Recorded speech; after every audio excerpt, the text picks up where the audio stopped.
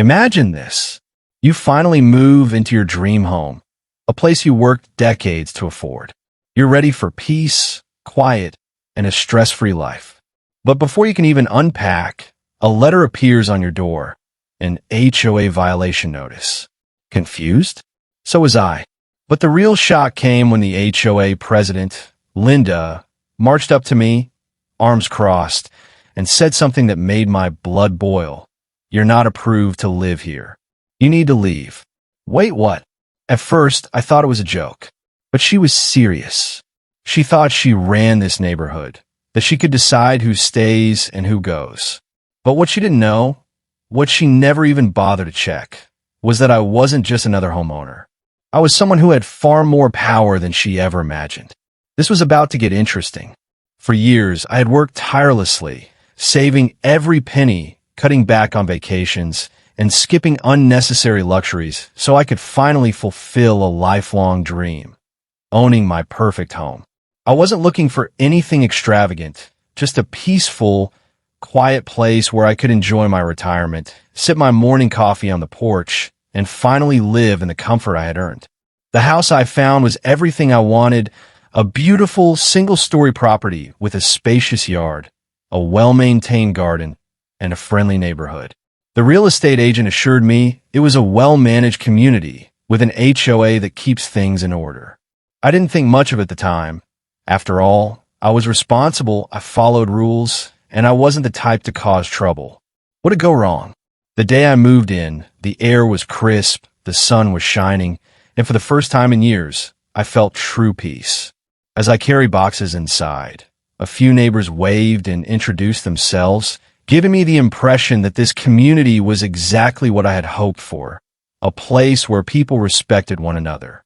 But then, as I unloaded the last of my furniture, I noticed something taped to my front door. A crisp white envelope, stamped with bold red letters. HOA violation notice. My heart sank. I hadn't even had the chance to unpack, and already something was wrong. What could I have possibly done? I ripped open the envelope, my eyes scanning the paper. The notice claimed that I had violated HOA guidelines by placing unapproved furniture on my front porch. My porch furniture? Confused, I stepped outside and looked at it. A single wooden rocking chair. Nothing oversized, nothing flashy, just a simple, elegant chair that had belonged to my late mother, a piece of my past that I cherished. It wasn't broken, it wasn't ugly, it was a memory, and I wasn't about to let some power-hungry HOA board member tell me I couldn't keep it. As I stood there trying to process the absurdity of the violation, I noticed someone watching me from across the street. An older woman, arms crossed, eyes narrowed, lips pursed like she had been sucking on a lemon. She stood with the rigid confidence of someone who believed they were in charge. Linda. I didn't know her name yet, but I'd soon learn that Linda was the self-appointed queen of the HOA, a woman who thrived on power and control. She didn't waste time. With a brisk, military-style march, she crossed the street and approached me. "You need to remove that chair," she snapped, pointing at it like it was some kind of neighborhood disgrace. I blinked, trying to process her hostility. "Excuse me. It doesn't match the community aesthetic," she said, her voice dripping with superiority. "This neighborhood has standards, and we don't allow unsightly furniture ruining property values." I turned, looking at the chair again. It wasn't unsightly. It wasn't falling apart. It wasn't harming anyone. It was a chair. I took a deep breath, trying to keep my patience. "Linda, it's just a rocking chair. It's not hurting anyone." Her nose tilted upward. "It's not approved." I could feel my frustration rising, but I wasn't about to let this woman intimidate me on day one. "I'm pretty sure I don't need approval for a chair." She smirked, a smug, condescending expression that told me she was used to getting her way. "Actually, you do. And while we're at it, I don't recall approving a new tenant. Did the previous owner even get this purchase approved by the board?" That's when it hit me. She thought I was a renter. She had assumed I had no real stake in the community, that I was just some outsider moving in without her permission. And she hated that. I decided to play along for a moment. I don't think the owner needed to check in with you, I said casually, watching her reaction. Linda's eyes practically gleamed with excitement. Oh, but they do. We have strict policies about who can live here. If the homeowner didn't get approval, then I'm afraid I'll have to start the eviction process. I let out a small laugh. Eviction. Yes, she said smugly. We don't allow renters to disturb the community harmony. That's when I decided I had enough. It was time to drop the bombshell. I reached into my pocket, pulled out my house keys, and twirled them around my finger. That's great to hear, Linda, I said with a slow grin. Because I'm not a renter. I'm a new owner. Her entire expression collapsed. Her smug confidence disappeared. Her eyes widened.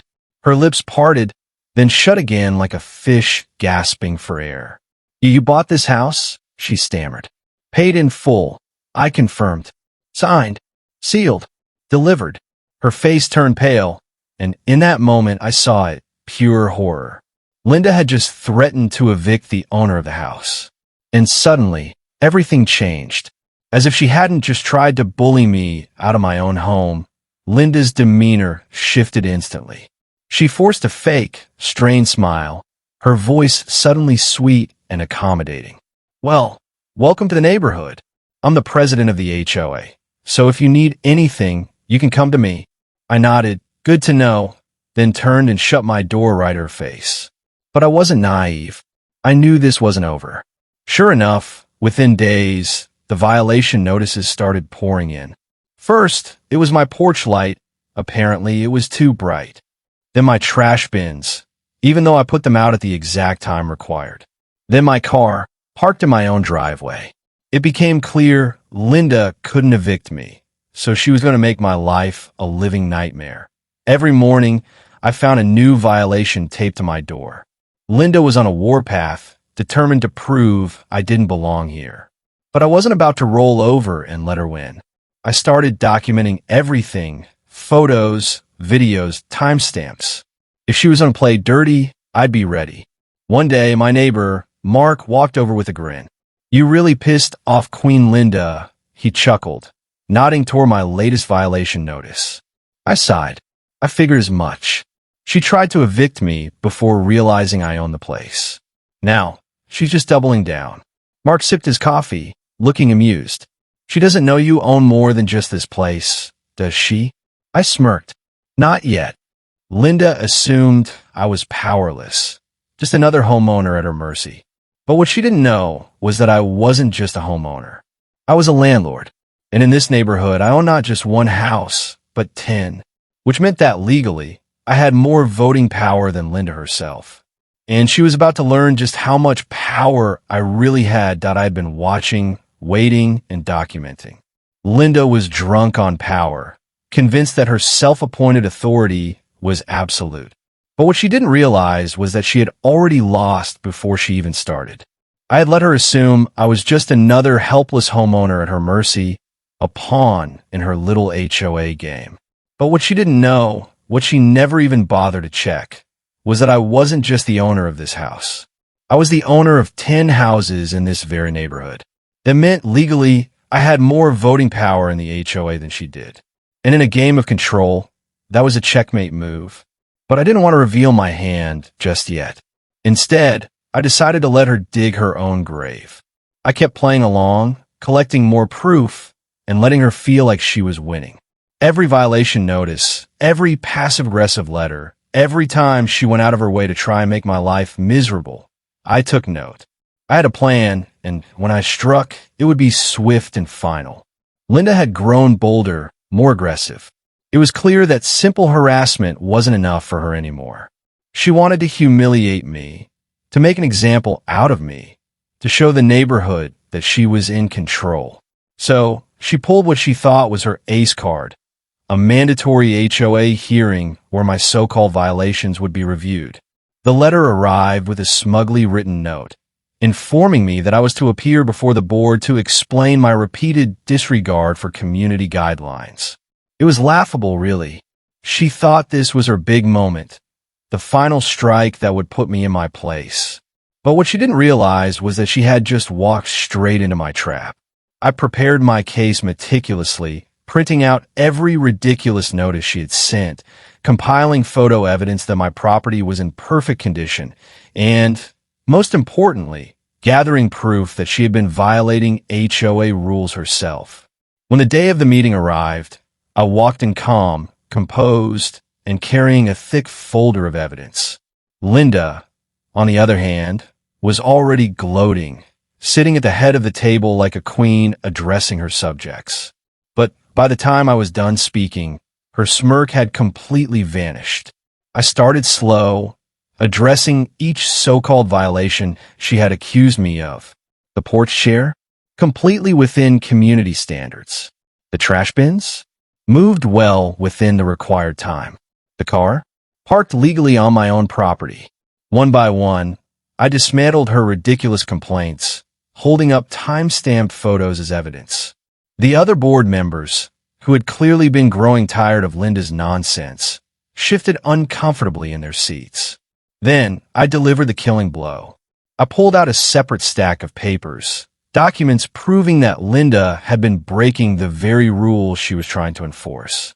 There was photographs of her own trash bins left out overnight, her car illegally parked, and, worst of all, an unapproved backyard extension that had never been cleared by the HOA board.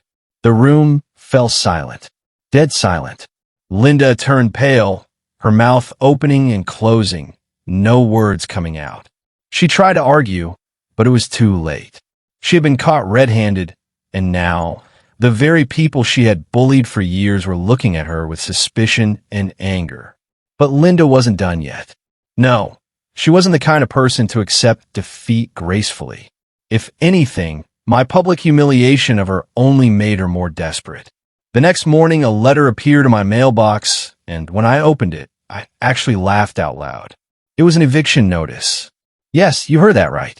Linda had gone full dictator and decided to evict me from my own home. But here's the kicker. She didn't even have the legal authority to do it. The HOA doesn't own private property. They can fine homeowners for legitimate violations, but they can't force anyone out of their own home. The fact that she even tried this proved how unhinged she had become. But I didn't react right away. I wanted her to think she had won. I let a couple of days pass, let her parade around the neighborhood like she had just pulled off the greatest power move of all time. And then, when she least expected it, I struck back.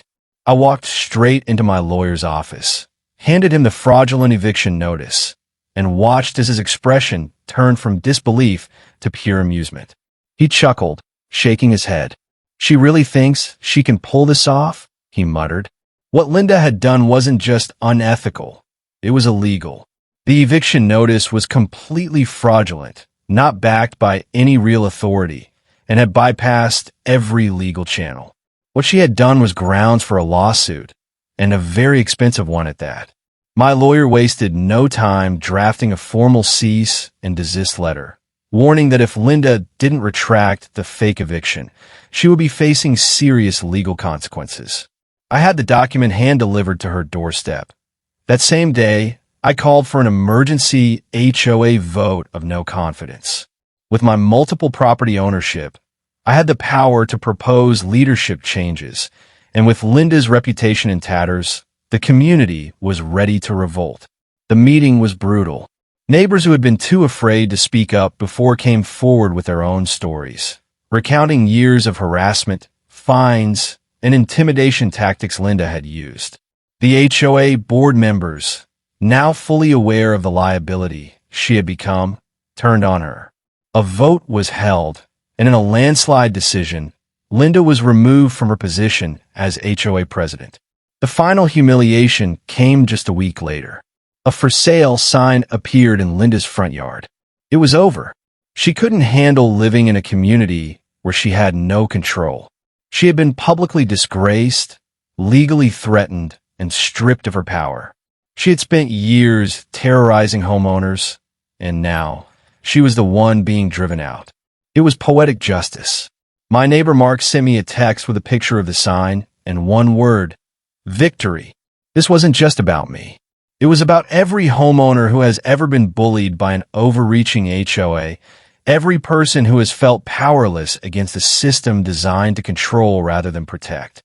The truth is, most people don't know their rights when it comes to HOAs.